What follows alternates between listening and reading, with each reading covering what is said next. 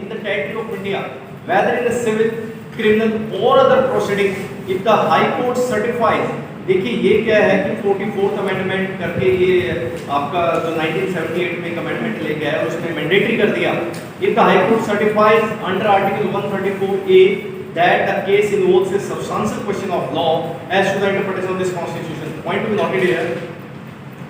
Substantial question of law, not the substantial question of fact.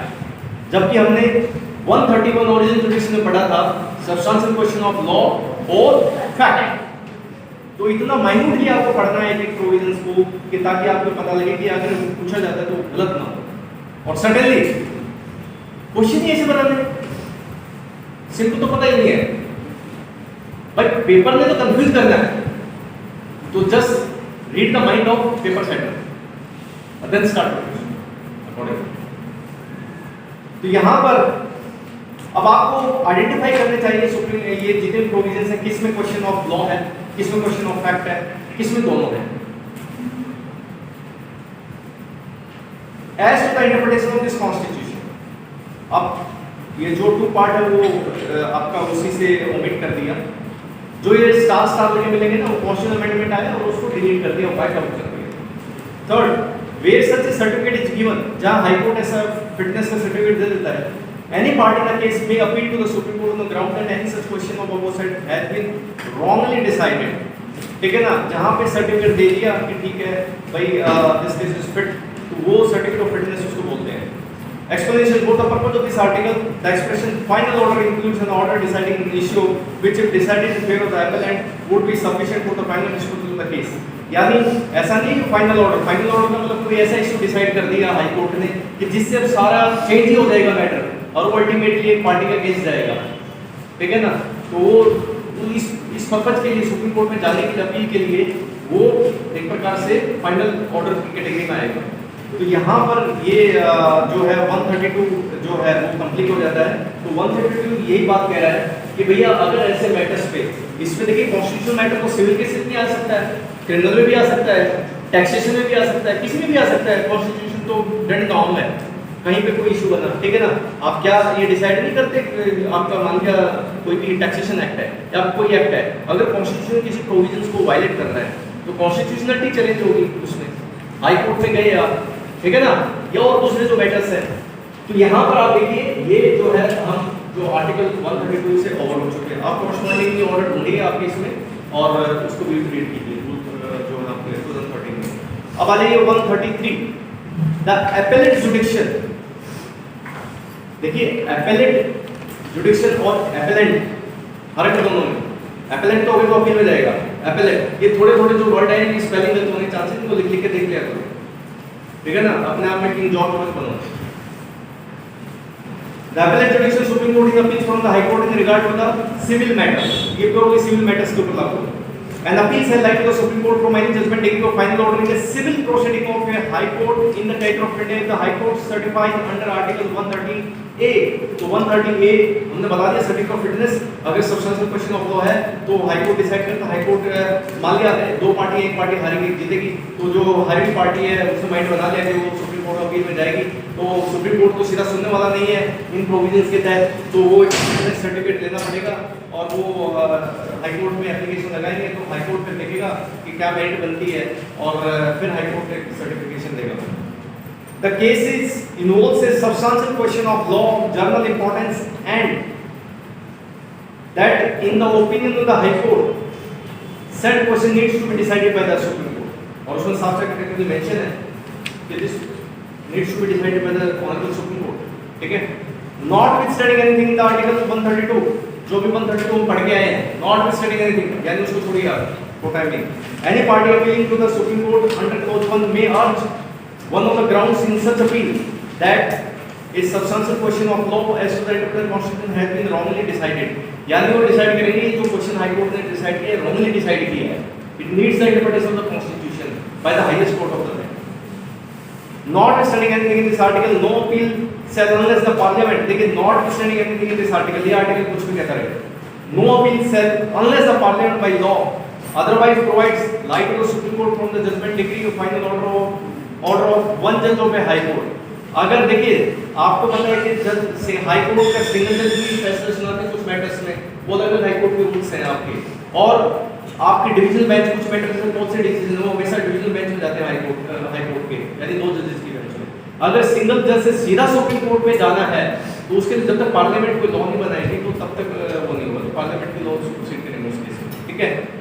तो यहाँ पर जो है we are over with the 133 आपका सीन है, लेकिन इसको अगर हम ऑर्डर 21 देखेंगे आपके, तो 131 में आपका अगर आप अपने रूल सुप्रीम कोर्ट के रूल्स अगर आप निकाल के देखेंगे तो यहाँ से तो आपको मोटा मोटा सा समझ में आया। अब डिटेल में जब आप रूल्स को पढ़ेंगे तो आपको समझ में आएगा, अच्छा ऐसे ऐसे कैसे। देखिए where certificate of nature conferred to the clause 1 of the article 32 or clause 1 of the article 133 has been given under the article 134 of the constitution. The certificate has been given under article 135 of the constitution or under any provision law. The party concerned shall file a petition of the appeal in the court. तो यानी उसको एक जो certificate मिल गया high court से fitness का तो वो जाएगा। तो वही चीज इन्होंने इंग्लिश में लिखी है, हमने थोड़ा एलोबरेट करके। अब देखिए subject to the provision of the section 4512 of the limitation act 1963।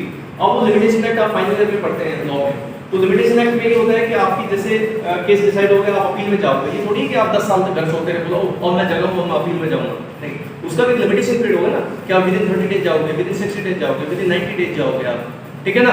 तो वो लिमिटेशन एक्ट में बता रखा है सारा किस मैटर्स में कौन से सूट में आप जाओगे, लेकिन उसमें कुछ एक्सेप्शंस दे रखी है।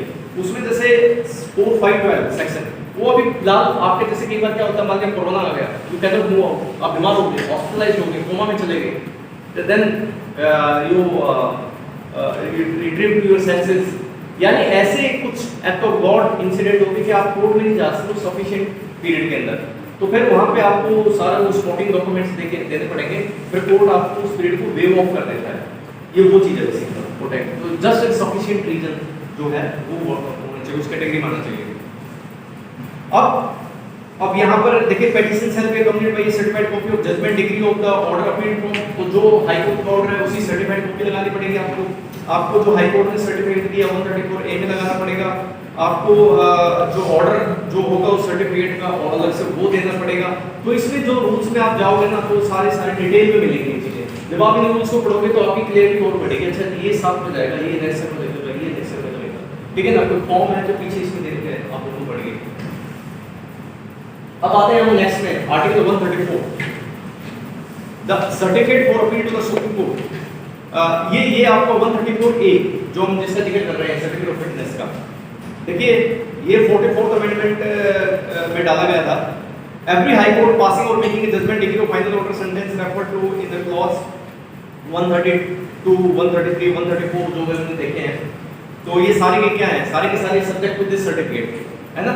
और ये सर्टिफिकेट ये बात कर रहा है may if deems fit so to do on its own motion, even high court अपने आप ही ऑन मोशन करके दे सकता है पार्टी अगर हाई कोर्ट को लगता है।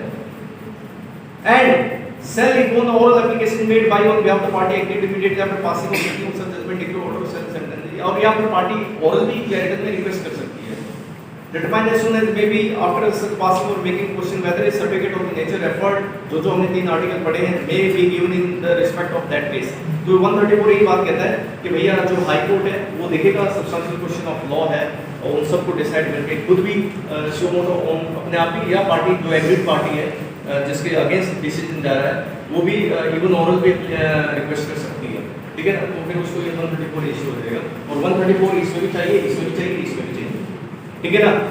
तो यहाँ इनमें देखोगे तो पहले प्री ये प्रेसिडेंट ये प्री कंडीशन है आपको इनमें सुप्रीम कोर्ट में अपील जाने के लिए, ठीक है। तो आपको अब ये समझ आ रहा होगा अच्छा ये एक बैरियर है ताकि भीड़ न जाए, जो जेन्युइन केसेस है सुप्रीम कोर्ट में ही पहुंच पाए। तो यहाँ पर ये आपका जो एपेलेट जुडिक्शन थी ये आपकी खत्म हो चुकी है। ऐसे इसका जो ऑर्डर आपने डिटेल में पढ़ लेना आपका ऑर्डर 20, तो ऑर्डर 20 का अगर आप देखेंगे तो इसमें आपको थोड़ा सा इंटरेस्टिंग ये भी लगेगा। जैसे ऑर्डर 20 का मैं कुछ आपको बताता हूँ। Petition of bill shall be accompanied by certified copy the judgement order of bill, obviously और उसमें जो भी हाई कोर्ट का ऑर्डर है सर्टिफाइड कॉपी तो निकलवानी पड़ेगी कोर्ट से और आपको लगानी पड़ेगी। In case of appeal on the certificate also, जो सर्टिफिकेट की हाई कोर्ट ने वो भी लगाना पड़ेगा आपको। फिर क्या है आपको अगर अनसर्टिफाइड कॉपी है तो उसको आपने एफिडेविट लगाना पड़ेगा उसके of that, court immediately below shall also will file with appeal is registered for hearing at least. अच्छा, जैसे इसमें 7 कॉपीज रजिस्ट्री में जमा करानी है, सुप्रीम कोर्ट की रजिस्ट्री 7 कॉपीज, तो ये बताया जाएगा कि जो जो आपने लगाए उसको 7 वो कॉपीज ऐसे ऐसे करके फाइल करने हैं, क्योंकि जाएंगे भी तो ना, डिस्ट्रीब्यूट भी तो होंगी, ठीक है। तो ये सारा का सारा आप समझोगे कि यहाँ पर डिटेल में सुन आएगा कैसे क्या है। अब इसमें मैं देख रहा था कि मान लिया कन्विक्शन होगी बंदे की, कन्विक्शन होगी तो जेल में जाएगा, बंदा जेल में है, तो वो जो भी अपने एडवांस डॉक्यूमेंट्स उसने देने हैं वो जेल सुप्रिटेंडेंट के थ्रू, जेल जो सुप्रिटेंडेंट है वो रजिस्ट्रार को भेजेगा सुप्रीम कोर्ट में, ठीक है। अब वो चीज तो यहाँ कॉन्स्टिट्यूशन में तो नहीं होती ना, वो रूल्स में है। अब देखिए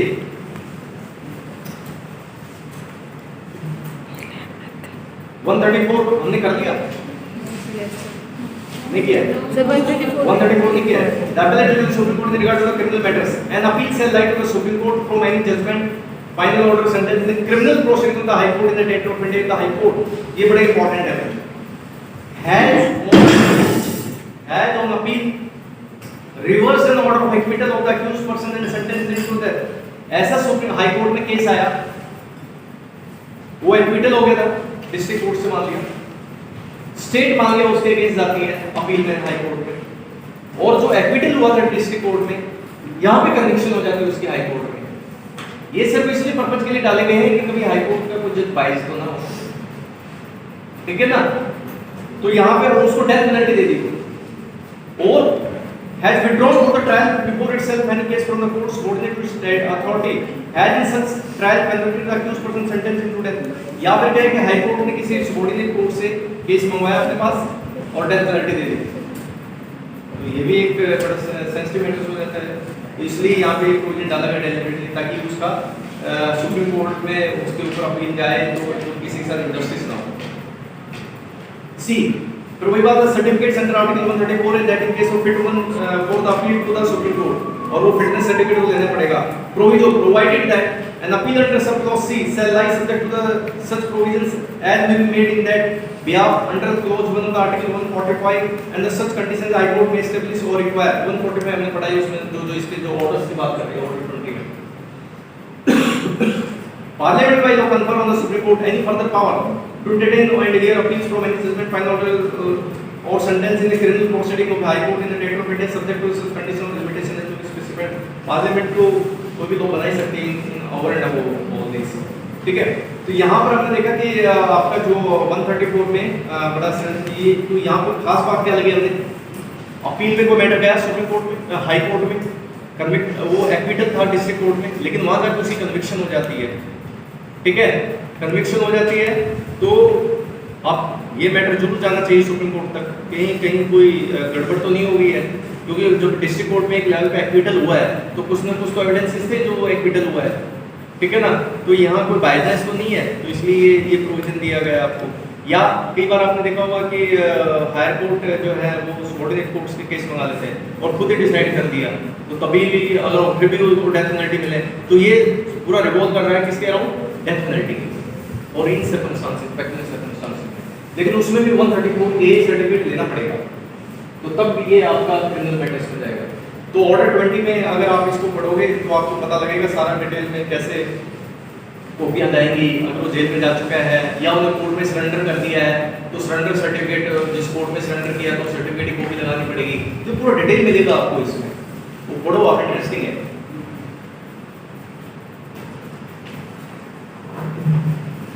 अब आ जाइए, चलो ये जो SLP review of rate petition हम नेक्स्ट क्लास में करते हैं, तो इसको हम अभी स्टॉप